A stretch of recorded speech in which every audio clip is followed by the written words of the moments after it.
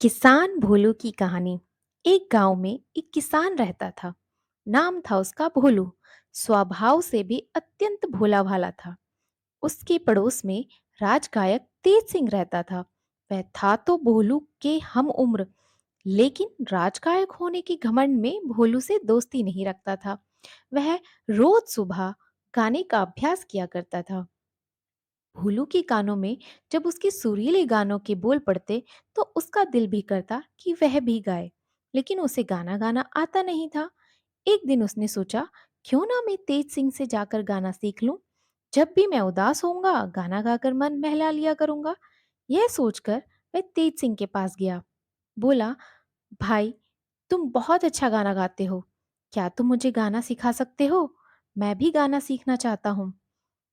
तेज सिंह उसका मजाक उड़ाते हुए बोला, अच्छा, तो तुम एक मामूली किसान होकर गाना सीखना चाहते हो? भोलू उसका व्यंग समझ नहीं पाया।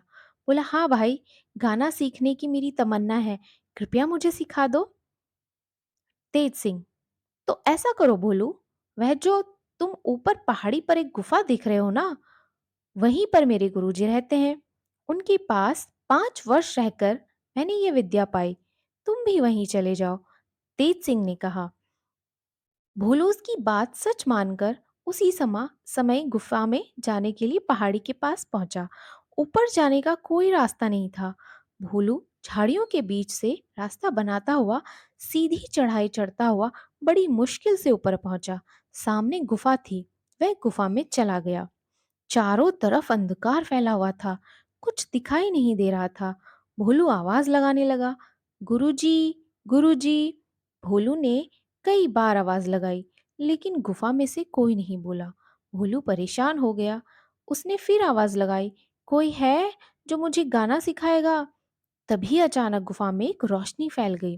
यह देखकर भोला बहुत ही आश्चर्यचकित हुआ और उसने यह भी देखा कि सफेद रंग के वस्त्र पहने और हाथ में वीणा लिए एक दिव्य स्त्री उनके सामने खड़ी है। भोलू से कुछ बोलते ही नहीं बन रहा था। तब वह स्त्री पूछने लगी, कौन हो तुम? यहाँ कैसे आए? जी, मेरा नाम भोलू है। मैं नीचे गांव में रहता हूँ। मैं गाना सीखना चाहता हूँ, इसीलिए यहाँ आया हूँ। भोलू हकलाते हुए बोला, लेकिन गाना सीखने के लिए तुम्हें यहाँ किसने भेजा? वह स्त्री पूछने लगी, मेरा पड़ोसी मित्र तेज सिंह राजगायक है। उसने मुझे बताया कि इस गुफा में उसके गुरु रहते हैं, जिनसे उसने संगीत विद्या सीखी थी। उसी ने मुझे यहाँ भेजा है। भोलू ने डरते डरते उत्तर दिया। वह स्त्री बोली, अच्छा, तुम्हारे मित्र ने तुम्हें गाना सीखने के लिए यहाँ भेजा है? जी हाँ, लेकिन आप कौन हैं? गुरुजी कहाँ हैं?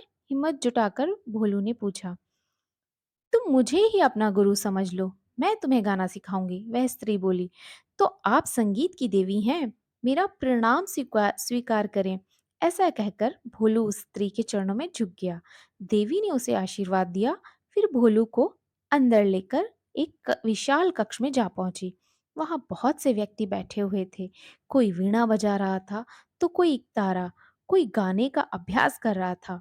देवी बोली, भोलू, तुम यहाँ बैठ जाओ और इन सबको गाते बजाते देखो। कहकर देवी दूसरे कक्ष में चली गई। भोलू अब प्रतिदिन वहां आने लगा। गुफा में पहुंचते ही देवी उपस्थित हो जाती और भोलू को संगीत कक्ष में ले जाती। इस तरह 1 महीना बीत गया।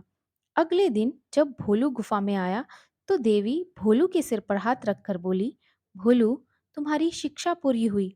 अब तुम बहुत अच्छे गायक बन गए हो। अब तुम्हें यहाँ आने की कोई जरूरत नहीं। भोलू बोला, लेकिन देवी, मेरे मित्र को तो 5 वर्ष तक गाना सीखने में लग गए थे। फिर मुझे इतनी जल्दी कैसे आ जाएगा?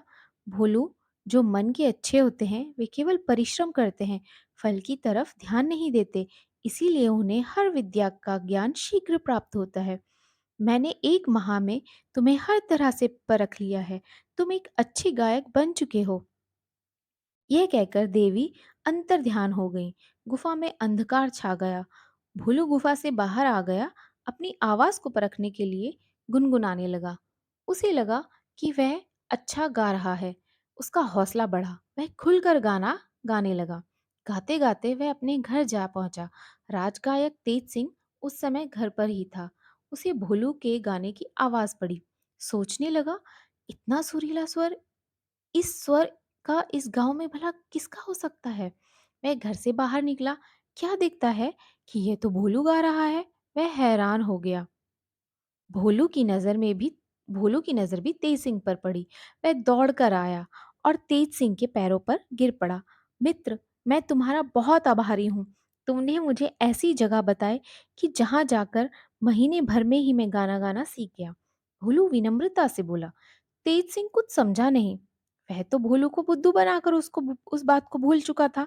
हैरानी से पूछने लगा, तो मैंने तुम्हें कौन सी जगह बताई थी? अरे, भूल गए तुम, सामने वाली पहाड़ी पर गुफा की बात तुम्ही ने बताई थी ना? भोलू से याद दिलाते हुए बोला। तेज सिंह को अब सारी बात याद आ गई। बात बताते हुए भोला बोला, अच्छा अच्छा, तो तुमने गाना सीख ही लिया हमारे गुरुजी से? भोलू बोला, मित्र, वहाँ गुरुजी तो थे नहीं, लेकिन एक देवी थी, उन्होंने ही मुझे गाना गाना सिखाया था। तेज सिंह मन ही मन जल भून गया। उसने तो वहाँ की गुफा के बारे में कोई बात ही नहीं थी, लेकिन यह तो वहीं से गाना सिखाया, वह भी इतना अच्छा। वह कुछ बोला नहीं और अपने घर की तरह चला गया। अब भोलू प्रतिदिन सुबह सुबह अभ्यास करने लगा। तेज को तेज को उसकी मधुर आवाज के आगे अपनी आवाज फीकी लगने लगी। उसे लगा कि शायद भोलू कहीं राजा के पास पहुंच गया तो राजा उसे ही राजगायक बना लेंगे। उसने सोचा, क्यों ना मैं भी अगली सुबह में जाकर देवी का आशीर्वाद ले आऊं। यह सोचकर वह पहाड़ी की ओर चल दिया। ऊपर ऊपर गुफा में पहुंचकर तेसिंग ने आवाज लगाई, संगीत की देवी, मैं गाना सीखना चाहता हूँ। देवी प्रकट हो गई, पूछने लगी, कौन हो तुम? मेरा नाम तेज सिंह है। मेरे पड़ोसी मित्र भोलू ने मुझे यहाँ भेजा है। वैसे तो मैं राजगायक हूँ, लेकिन मैं भी अपने गाने में भोलू जैसी मधुरता लाना चाहता हूँ। आप मेरी आवाज को भी वैसी ही मीठी बना दीजिए। तेज सिंह जल्दी से बोला। देवी समझ गई कि तेज सिंह वही है जिसने भोलू को धोखा दिया था। वह बोली, तेज सिंह, तुम्हारी आवाज में तो भोलू जैसी मिठास आ ही नहीं सकती। तुम्हारे मन में तो छल कपट भरा हुआ है। मन साफ हो तभी आवाज भी मधुर होती है। तुम्हें तो भोलू को धोखा देने के अपराध में मैं दंड देती हूँ कि जो संगीत तुमने इतने वर्ष लगाकर मेहनत से सीखा वह भी तुम भूल जाओ। यह कहकर देवी अदृश्य हो गई। तेज सिंह घबराकर गुफा से बाहर आ गया। उसने गला खंगार कर गाना गाना चाहा, लेकिन यह क्या, उससे गाया ही नहीं जा रहा था। वह एकदम बेसुरी आवाज निकाल रहा था। वह रोता हुआ भोलू के पास पहुंचा, उसे सारी बात बताई। बोला, भोलू, मैं अपने किए पर बहुत शर्मिंदा हूँ। कृपया मुझे माफ कर दो। अरे, दोस्ती में कैसी माफी? हम चलकर देवी से माफी मांगते हैं। वह बहुत दयालु हैं, अवश्य माफ कर देंगी। चलो उठो, वहीं चलते हैं। भोलू बोला। वे दोनों फिर गुफा में पहुंच गए। तभी देवी उपस्थित हो गई, पूछने लगी, कहो भोलू, कैसे आना हुआ? देवी को प्रणाम कर भोलू बोला, देवी, मेरे मित्र को माफ कर दो, उसे उसकी मधुर आवाज लौटा दो। लेकिन भोलू, इसने तुम्हें बुद्धू बनाया था। देवी बोली, अब यह अपने किए पर पछता रहा है। भोलू बोला, अच्छा, तुम कहते हो तो इसकी आवाज वापस कर देती हूँ। यह कहते हुए देवी ने तेज सिंह के सर पर हाथ रखा। बोली, तेज सिंह, विद्या बांटने से बढ़ती है, छिपाने से और धोखा देने से घटती है। यह बात हमेशा याद रखना। जी, कहते हुए तेज सिंह देवी के चरणों में झुक गया। दोनों मित्र गुफा से बाहर आ गए। तेज सिंह गाना गाने लगा। अब उसकी आवाज अत्यंत सुरीली हो गई थी। वह बहुत खुश हुआ। भोलू से बोला, भोलू, तुम्हारे कारण मेरी आवाज़ मुझे वापस मिल गई। मैं तुम्हारा एहसानमंद हूँ। मैं तुम्हें कल ही राज दरबार ले चलूँगा। अब तुम राजगायक बनकर सम्मान पाना, मैं कहीं और चला जाऊँगा। भोलू बोला, मित्र, मैंने राजगायक बनने के लिए गाना नहीं सीखा। मैं तो केवल अपने मन की खुशी के लिए गाना सीखना चाहता था। मैं तो एक किसान हूँ, खेती-बाड़ी में ही मेरा मन रमता है। राजगायक तो तुम ही हो और तुम ही रहोगे। तो दोस्तों, आज की कहानी आपको मेरी कैसी लगी प्लीज़ मुझे ज़रूर बताइएगा।